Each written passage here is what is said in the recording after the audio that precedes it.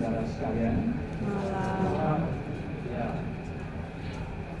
Malam hari ini adalah malam kedua dan sekaligus adalah malam penutupan peti jenazah. Dan sebelumnya tadi kita sudah menyanyi beberapa lagu dan juga sudah ada persembahan pujian dari mahasiswi sekolah teologi. Nah, sekarang tiba saatnya kita mau melihat apa kata ayat Alkitab. Apa kata ayat Alkitab tentang orang yang hidup dan orang yang meninggal, yang mati. Nah, Bapak Ibu yang saya kasih dalam Tuhan, kita lihat di lembaran kita ini ada halaman di bagian bawahnya. Kita lihat di halaman 2. Di halaman 2, di situ terdapat ayat-ayat Alkitab yang dikutipkan. Ayat-ayat Alkitab yang dikutipkan, ya. Dan ini dipilih, ya. Dipilih ayat-ayat Alkitab yang dikutipkan, yang dipilih. Nah, satu ayat Alkitab yang sangat penting di sini adalah yang nomor 2 dari bawah. Pendek di situ. Pendek sekali dan bunyinya apa? Ujilah segala sesuatu dan peganglah yang baik. Nah, coba kita baca sama-sama di kata pendek. 1, 2, 3. Ujilah segala sesuatu dan peganglah yang baik. Nah, ini diambil dari surat Rasul Paulus kepada jemaat Tesalonika yang pertama, pasal 5 ayat 21-nya. Oke, sebelum saya mengajak Bapak Ibu memikirkan ini, kita doa sejenak. Mari. Bapa di surga, kami mau memikirkan, merenungkan ayat Alkitab yang terkutip, dan mohon berkat-Mu, mohon penerangan-Mu agar pikiran dan hati kami terarah kepada-Mu Tuhan. Dalam nama Tuhan Yesus Kristus kami berdoa. Amin.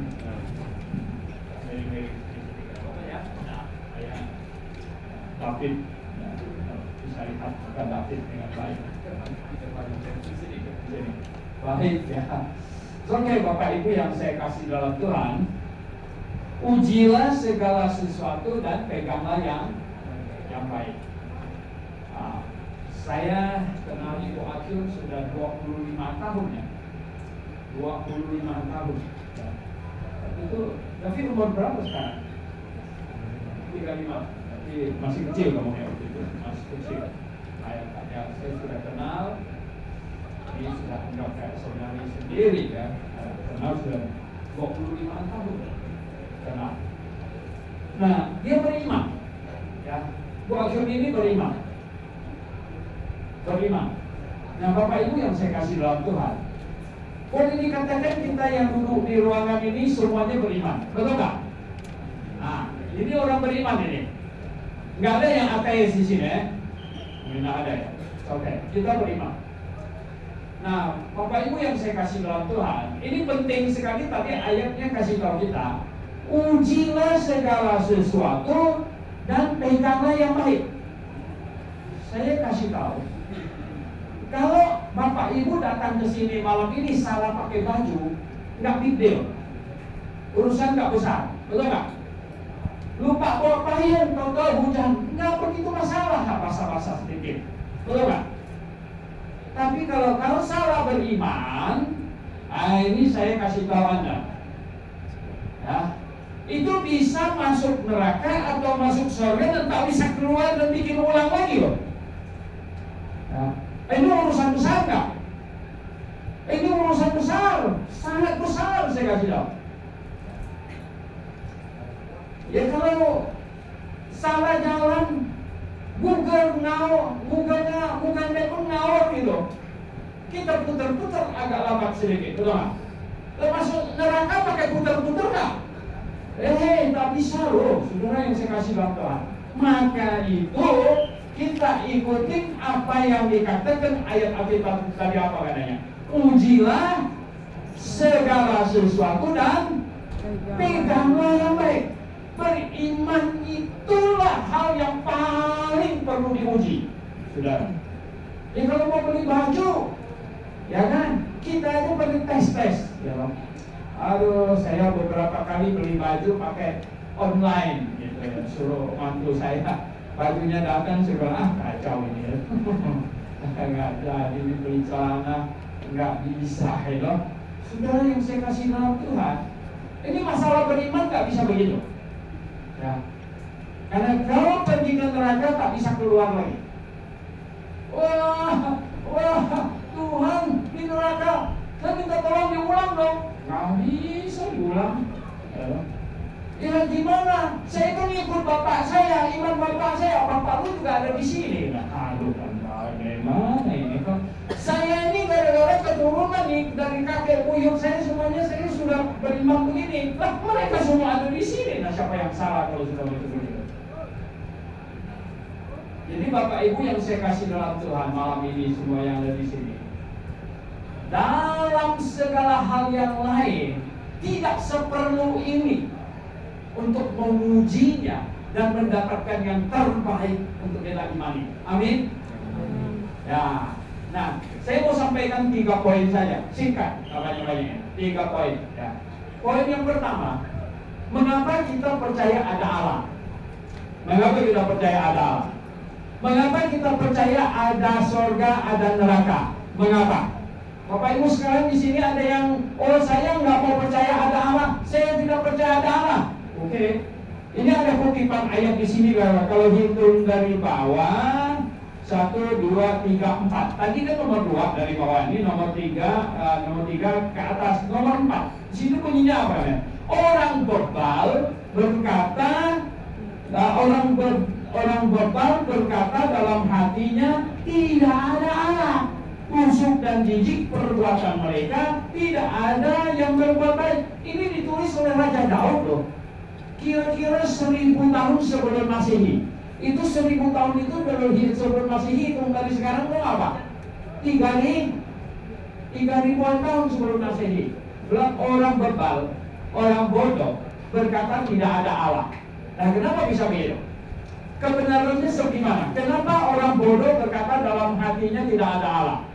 Seberapa benar ini omongan Daud ini? Saya kasih tahu ini. Ini ada 2 orang, A sama B. A percaya ada Allah, ada surga, ada neraka. Ya begitu percaya. B nggak percaya. Nggak ada, juga. Apa pusingnya? Dua-duanya mati. Pasti mati punya. Betul nggak? Siapa di sini yang bakalan nggak mati? Coba angkat tangan. Nggak ada. Mati semua. Nah, kita semua pasti akan mati. Cuman kuatun duluan aja. Dan nggak tahu siapa yang nyusul ini ya. Siapa mau nyusul lebih cepat? Nggak ada. Oke. Nah, saudara yang saya kasih dalam Tuhan. Jadi dua-duanya mati. A dan B mati. A percaya ada Allah, B percaya tidak ada. Dua-duanya mati. Nah, kalau mati, tahu nggak? Ternyata tidak ada Allah. B yang benar. A rugi nggak? A dihukum nggak yang percaya ada Allah? Ya tidak lah, namanya Allah tidak ada, gimana mau hukum dia, betul nggak? Tapi dua-duanya mati dan ternyata ada Allah. Nah, celaka sekarang. Yang benar siapa? A. B gimana? Kalau itu B gimana? B celaka. B pasti ke neraka. Ya. B pasti ke neraka. Ini logika. Inilah makanya Raja Daud berkata, ya orang bebal berkata dalam hatinya tidak ada Allah. Orang bebal.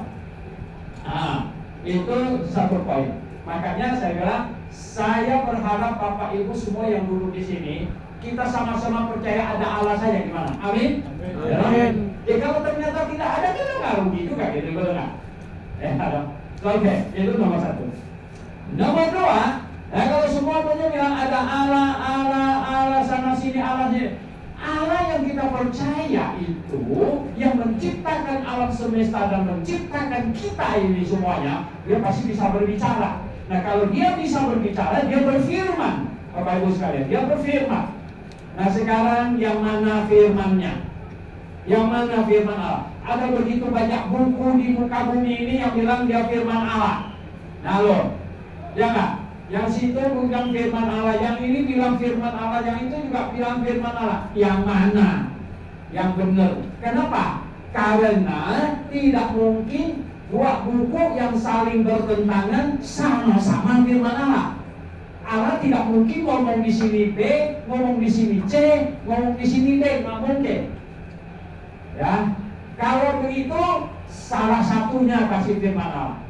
Nah, Bapak Ibu yang saya kasih dalam Tuhan, oleh sebab itu, Bapak Ibu sekalian, ya, ujilah segala sesuatu tadi dinasihatkan dan peganglah yang baik. Maka itu, kalau kita mau mempercayai sebuah kitab itu firman Allah, jangan membabi buta mempercayainya, betul nggak? Kita harus sungguh-sungguh mengujinya sedemikian rupa. Nah, gimana cara mengujinya? Bapak Ibu, gimana cara menguji? Kitab yang kita mau percaya ini benar-benar nggak firman Allah atau bukan? Gimana cara mengujinya? Nah, kita bilang gini. Kalau buku yang saya tulis itu ada sifat-sifat saya di buku itu, ya, ada sifat saya. Kelihatan. Misalnya gini, saya suka memakai kata ini, ya. Itu di buku itu ada. Buku yang saya tulis. Oh, Pak Suhento kebiasaannya ngomongnya begini, ya. Dia banyak memakai kata sungguh-sungguh misalnya. Wah, dikit-dikit sungguh-sungguh, jadi ketahuan gitu kan. Begitu. Nah, jadi gini, firman Allah mengandung sifat Allah di dalamnya. Mengandung sifat Allah di dalamnya. Nah, sifat Allah itu apa sebenarnya? Sifat Allah itu apa? Sifat Allah ini. Nomor satu, Allah Maha Benar. Allah Maha Benar. Oke? Bapak Ibu setuju Allah Maha Benar? Setuju? Atau Maha Salah? Ya. Allah Maha Benar. Allah Maha Benar. Kalau Allah Maha Benar berfirman, firman-Nya pasti benar, tidak ada salah. Tidak ada salah. Bapak Ibu yang saya kasih dalam Tuhan Yesus Kristus, di mana di muka bumi ini ada kitab yang tidak ada salah? Ada nggak? Bapak Ibu sekalian, nah saya berani berkata Alkitab tidak ada salah. Bapak Ibu boleh selidiki, kan ujilah segala sesuatu, selidiki Alkitab, selidiki. Kalau ketemu salahnya, datang sama saya. Ya. Saya, kenapa? Karena saya sudah baca ulang dan nggak ada salahnya. Cuman Alkitab yang nggak ada salahnya. Nah, nomor dua, apa namanya? Allah yang Maha Tahu. Setuju nggak Allah Maha Tahu? Setuju. Allah Maha Tahu. Kalau Allah Maha Tahu, Dia berfirman. Firman-Nya dapat memberitahukan segala sesuatu yang jauh-jauh di belakang, jauh-jauh di depan, yang belum sampai, masih ratusan tahun, masih ribuan tahun bahkan sudah dikasih tahu di dalam Alkitab. Nah, ini penting. Ya. Kenapa? Karena Allah Maha Tahu. Makanya Dia dapat kasih tahu segala sesuatu yang ratusan bahkan ribuan tahun di depan.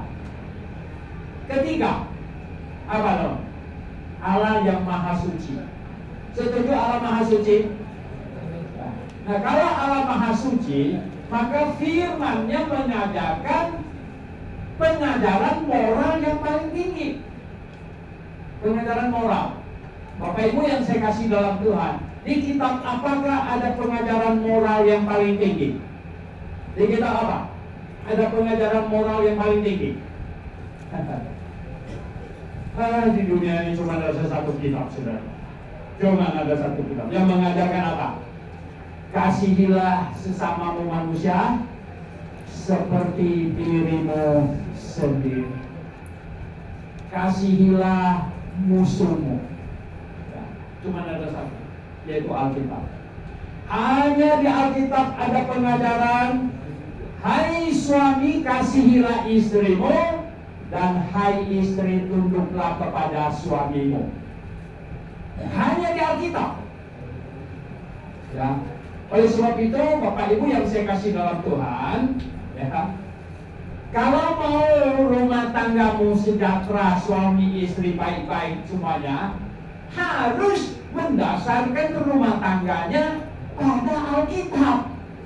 Kenapa? Ya, karena dia mengajarkan standar moral yang paling tinggi. Dan anak-anak semuanya diajarkan standar moral yang paling tinggi. Oke. Nah, itu poin nomor 2. Belum 10 menit. Apa? Nomor 3, sekarang nomor 3. Saya kan udah jadi, cuma 3 poin yang tadi. Cuma 3, tapi poin 3 ini agak panjang sekarang. Jadi Bapak, yang pertama tadi apa? Percaya ada Allah. Oke. Amin. Nomor 2 tadi apa? Percaya Alkitab firman Tuhan. Ayat ini penting. Selidiki kitab mana yang benar-benar firman Tuhan. Jangan sembarangan percaya. Nomor 3 sekarang. Apa tema utama Alkitab yang Tuhan tuliskan itu? Tema utamanya itu apa? Apa inti utama dari Alkitab? Topik paling inti utama Alkitab apa nama? Adalah manusia sudah jatuh dalam dosa, akan pergi ke neraka, tetapi Allah mengasihi manusia, kemudian Allah mau tolong manusia yang sudah jatuh dalam dosa agar tidak pergi ke neraka, sehingga bisa pergi ke surga. Nah, intinya itu. Ya. Itu inti Alkitab. Inti Alkitab adalah bahwa manusia sudah jatuh dalam dosa, akan hilang dan pergi ke neraka. Kemudian Allah mengasihi manusia, menyelamatkan manusia, ingin menolong agar manusia bisa terhindar dari masuk neraka dan pergi ke surga. Caranya gimana? Menengah. Nah, kenapa Injil? Banyak orang tidak tahu Injil itu apa artinya. Injil itu sebenarnya bahasa Arab. Bahasa Yunaninya itu adalah Evangelium. Terus ke Arab atau Injil. Akhirnya jadi Injil. Injil itu apa artinya? Injil itu artinya kabar baik. Kabar baik. Makanya Mandarinnya bilang Fu Ing, Pen Fu Te Inga. Ya. Bunyi berita yang bahagia. Ya. Fu Ing. Jadi itu dia. Nah, berita baik apa? Apa kabar baik apa? Manusia berdosa tidak akan pergi ke neraka, ada jalannya sekarang. Ada jalannya apa? Oh, jalannya simpel. Jalannya itu semuanya bisa dapatnya. Apa sebab? Begini. Persoalannya pertamanya itu adalah yang perlu dipahami dulu itu apa namanya? Kenapa manusia bisa nggak ke surga dan neraka itu? Kenapa manusia tidak bisa ke surga dan akan pergi ke neraka? Jawabannya apa? Alkitab kasih tahu karena manusia berdosa. Berdosa itu bukan karena kebanyakan dosanya lalu ke neraka. Cukup setitik dosa saja sudah tidak bisa masuk surga. Mengapa? Karena surga tempat yang kudus, maha kudus. Allah itu pribadi yang maha kudus, tidak terhampiri oleh manusia berdosa yang setitik pun dosanya. Nah, kalau gitu bagaimana supaya bisa masuk surga? Satu-satunya jalan supaya bisa masuk surga adalah apa? Dosa itu diselesaikan. Nah, dosanya diselesaikan pakai apa? Bagaimana cara dosa diselesaikan? Bukan bukan dihapus pakai penghapus. Ya. Lalu diapakan? Ditimpalin pakai amal? Nggak bisa. Ya, nggak bisa. Lalu diapakan? Dosa diapakan baru bisa habis. Alkitab mencatat dosa habis, dosa selesai kalau dosa itu dihukum. Nah, maka itu semua pemerintah di muka bumi ini memakai sistem Alkitab. Betul nggak? Masyarakat juga bilangnya, kalau orang sudah berbuat salah, disuruh bikin amal atau dimasukin dalam penjara? Bisa nggak? Boleh nggak? Ini orang sudah bunuh orang nih, dia kaya lagi. Pak Hakim, nggak usah dihukum, suruh bikin satu jembatan aja gimana? Oh, nanti yang kaya sekali bisa bunuh banyak orang, kan dia mampu bikin banyak jembatan. Bisa repot? Tidak. Dosa selesai kalau dosa itu dihukum. Maka itu Allah janji mau kirim juru selamat. Yang juru selamat itu akan dihukumkan menggantikan manusia.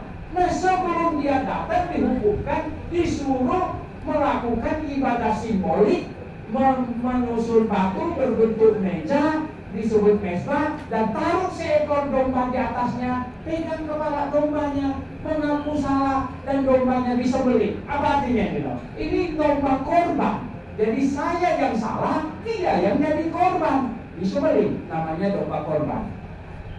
Jadi Bapak Ibu yang saya kasih dalam Tuhan, ini dombanya yang menyelamatkan orang, nggak? Bukan, ini cuma gambar aja.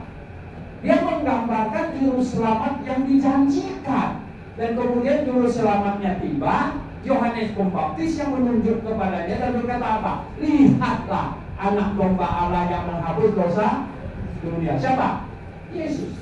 Dan kemudian Yesus bukan karena dia kalah, dia memang datang tujuannya untuk dihukumkan di atas kayu salib, persis seperti seekor domba yang ditaruh ke atas mezbah dan disembelih sebenarnya.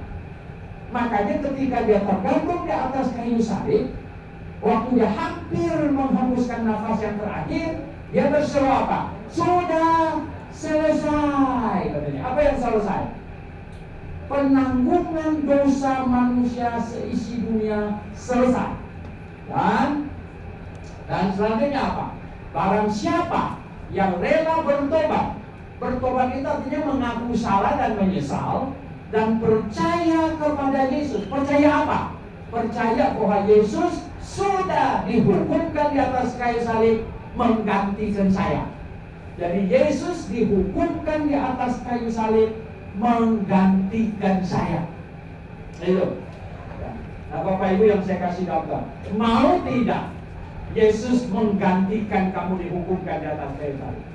Mau tidak dosamu ditanggung oleh Yesus? Mau tidak? Atau bilang nggak usah, kau tanggung sendiri aja? Boleh? Ya, boleh. Mau tanggung sendiri? Oke. Tahu kemana? Kalau mau tanggung dosanya sendiri kemana? Ke neraka. Tapi Yesus mati di atas kayu salib, menanggung dosa seisi dunia. Dan saya berkata apa? Terima kasih Tuhan Yesus, Engkau dihukumkan menanggung semua dosa. Engkau dihukumkan menanggung semua dosa. Terima kasih. Engkau menggantikan aku dihukumkan. Engkau menggantikan aku dihukumkan. Nah, setiap orang yang mengaku dirinya orang berdosa dan kemudian mengaminkan Yesus dihukumkan menggantikannya, maka orang yang demikian dosanya dihitung selesai dan dia mendapatkan kepastian masuk surga. Kepastian, bukan mudah-mudahan masuk surga, tapi apa? Pasti masuk surga. Nah, Bapak Ibu lihat di lembaran kita lagi ada ayat dikutip halaman 2 itu tadi, di nomor 2 dari atas. Nomor 2 dari atas. Dina. Lain kali dikasih nomornya gitu. Nah, jadi susah mau kasih tahu yang mana gitu. Ini yang nomor 2. Yang di situ apa? Roma pasal 5 ayat 8 sampai 10. Apa di situ? Rasul Paulus tulisnya begini katanya. Akan tetapi Allah menunjukkan kasih-Nya kepada kita oleh karena Kristus telah mati untuk kita. Jadi apa? Yesus Kristus mati untuk kita. Mati menggantikan kita ketika kita masih berdosa. Jadi Yesus mati menggantikan saya pada waktu saya masih berdosa. Apa lagi katanya? Lebih-lebih katanya. Lebih-lebih apa? Karena kita sekarang telah dibenarkan oleh darahnya. Dibenarkan oleh darahnya. Sama dengan maksudnya apa? Dibenarkan oleh kematiannya. Ya. Kita apa katanya? Kita pasti akan diselamatkan dari murka Allah. Bukan kita mudah-mudahan. Tapi katanya apa? Kita pasti. Kita pasti. Ya. Ayat 10 katanya apa? Ini. Sebab jikalau kita ketika masih seturuh, masih musuh Allah, diperdamaikan dengan Allah oleh kematian anaknya, lebih-lebih kita yang sekarang telah diperdamaikan, terus apa namanya? Pasti akan diselamatkan oleh hidupnya. Bukan mudah-mudahan lagi, apa? Pasti. Pasti inilah makanya kita percaya, kita sangat yakin. Ibu Agwen pasti masuk surga. Bukan mudah-mudahan, tapi pasti. Pasti. Nah, ya, sebelum kita tutup, siapa di sini yang mau pasti masuk surga? Bukan mudah-mudahan, bukan ya semoga masuk surga, tapi sungguh-sungguh pasti akan masuk surga. Siapa yang mau? Siapa yang mau? Kalau mau, hanya perlu ngomong dalam hati. Ngomong dalam hati. Ngomong apa? Yesus, saya orang berdosa. Saya mengaku saya orang berdosa. Kemudian bilang, Yesus, terima kasih. Engkau dihukumkan di atas kayu salib menggantikan saya. Saya yang seharusnya dihukumkan, tapi engkau mengganti dari saya dihukumkan. Sesimpel itu. Dan berterima kasih kepadanya. Terima kasih Tuhan Yesus, engkau rela dihukumkan menggantikan saya. Cuma itu saja, maka engkau akan pasti masuk surga. Dan harus selalu ingat bahwa Yesus sudah menggantikan kamu dihukumkan di atas kayu salib. Dan senantiasa selalu mengucap syukur kepadanya, berterima kasih kepadanya. Amin. Ini anak-anak walaupun ini semuanya. Kalau nggak pasti masuk surga, nggak ketemu mama. Ya, ini nggak main-main ya. Nggak ketemu. Ya kan? Jadi kalau pasti masuk surga, ini hanya perpisahan sementara. Betul nggak? Kalau pasti masuk surga, kita perpisahan sementara. No problem. Ya kan? Lah, orang pisah. Adik saya, Sukinto, betul nggak? Tahun 98 gara-gara ribut-ribut pergi ke Amerika udah berapa? 20 berapa tahun? 25 tahun ya? 25 tahun di Amerika, nggak pulang-pulang. Nah, kelihatannya sih saya bisa dengan Ibu Ajun sih nggak sampai 25 tahun. Kelihatannya. Betul nggak? Dia umur 60, saya malah 64. Saya nggak tahu ya. Kalau saya sampai umur 80 aja masih ya berapa? 16 tahun. 16, nggak sampai 20 lagi bisa. Nah, jadi gimana? Mau kasih masuk surga? Mantap. Ya, David gimana David? Pasti masuk surga? Ini nggak main-main loh ya. Pasti masuk surga ini ya. Nah, kalau pasti masuk surga, ya kita sedih karena apa? Perpisahan. Ya kalau yang pergi ke Amerika sekarang masih bisa video call. Gimana kita video call sama mama ini? Gimana video call ya? Oke lah, nggak usah video call. Nanti ketemu aja. Yang paling penting adalah pasti masuk surga. Ini paling penting. Ya. Jadi Bapak Ibu semua yang hadir gimana? Mau pasti masuk surga? Jalannya simpel, gampang. Aduh, kalau pasti masuk surga katanya mesti bayar 10 miliar. Matilah, gimana cari duit itu 10 miliar, betul nggak? Kita bisa kerja siang malam, mau hujan, mau panas, mau dingin, mau apa, kerja dapatkan 10 miliar supaya beli tiket masuk surga. Tapi sekarang diberikan gratis. Diberikan gratis. Karena apa? Kasih karunia. Kasih karunia. Oke, ya, baik sekali ya. Oke, mari kalau begitu kita nyanyi sekarang. Kita nyanyi. Kita nyanyi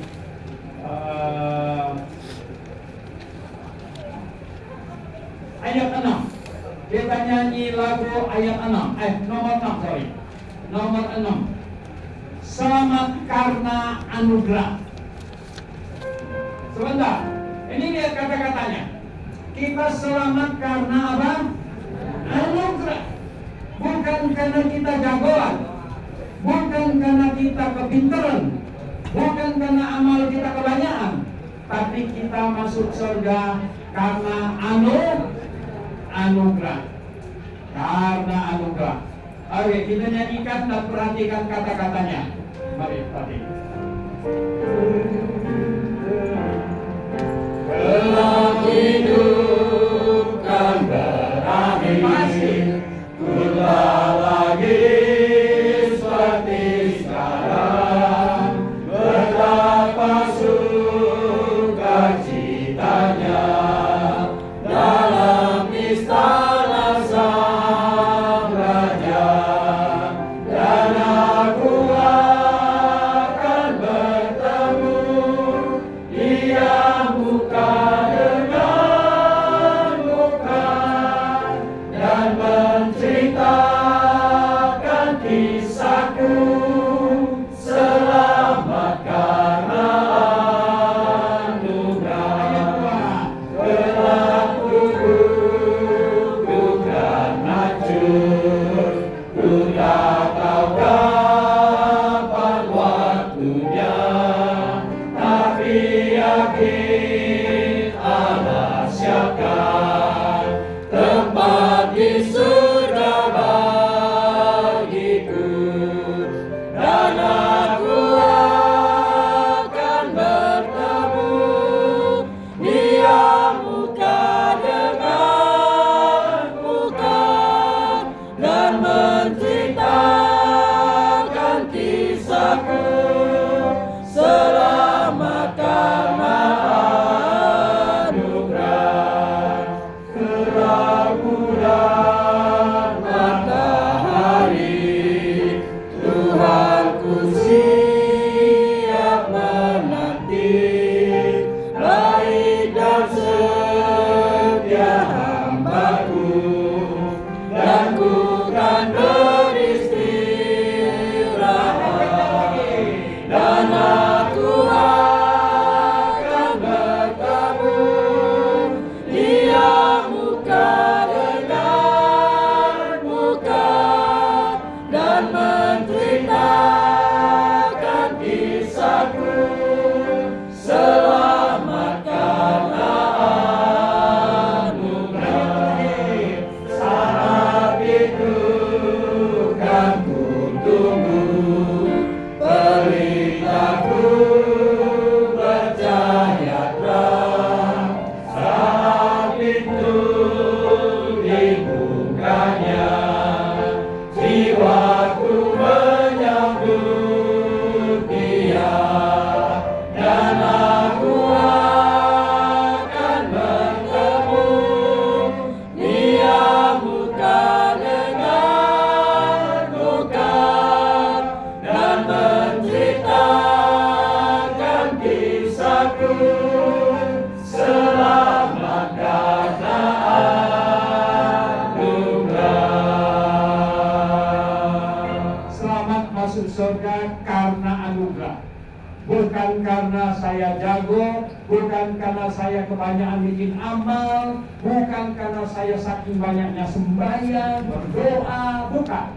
Saya masuk surga hanya karena anugerah dalam Yesus Kristus. Artinya apa? Saya percaya kepada Yesus, dia menanggung semua dosa saya, dia mati bagi saya, dan sekarang saya hidup bagi dia. Itu saja. Amin, Bapak Ibu sekalian. Oke, kita tutup acara kita dalam doa. Mari kita tutupnya. Bapa di surga, terima kasih atas semua yang sudah kami lakukan. Semua lagu, janji firman-Mu, semuanya Tuhan yang kami sudah dengar. Tuhan, kami saat ini hanya satu perpisahan dengan saudari kami Agnes. Perpisahan sebentar. Dan kami yakin, kami pasti akan ketemu lagi nanti di surga. Bukan karena kehebatan kami, tapi hanya karena Yesus Kristus sudah menanggung dosa kami dan kami mengamininya sedemikian rupa. Tuhan, terima kasih. Dan kiranya iman dari saudari kami Agnes ini, Ibu Agnes ini, dapat kami semua yang hadir ini pertimbangkan, kami bandingkan, kami uji. Kalau itu benar, patut kami ikuti. Dan Tuhan, terima kasih atas beberapa hari semuanya teratur dengan baik, dan kami berdoa untuk acara besok juga. Kami akan bawa tubuh yang pernah Ibu Agnes pakai 60 tahun dengan segala hormat dan kasih. Kami akan taruh di satu tempat untuk menunggu kebangkitan pada saat sangkakala berbunyi. Dan Tuhan, malam ini kami akan menutup peti ini, Tuhan. Dan kami akan memandang wajahnya terakhir kali. Dan Tuhan, kami tahu ini perpisahan. Ada kesedihan di hati kami karena perpisahan, tapi ada penghiburan juga karena kami akan bertemu lagi. Tuhan, terima kasih sekali lagi atas kasih setiamu, berkat-Mu, dan kami semua yang ada di ruangan ini, Tuhan, di sini yang mendengarkan firman-Mu. Kiranya akan menjadi pertimbangan kami semuanya jikalau kami belum memiliki kepastian masuk surga, karena ini hal yang sangat-sangat penting. Terima kasih Bapak Surgawi, kami berdoa dan mengucap syukur atas semuanya. Dalam nama Tuhan Yesus Kristus kami berdoa. Amin.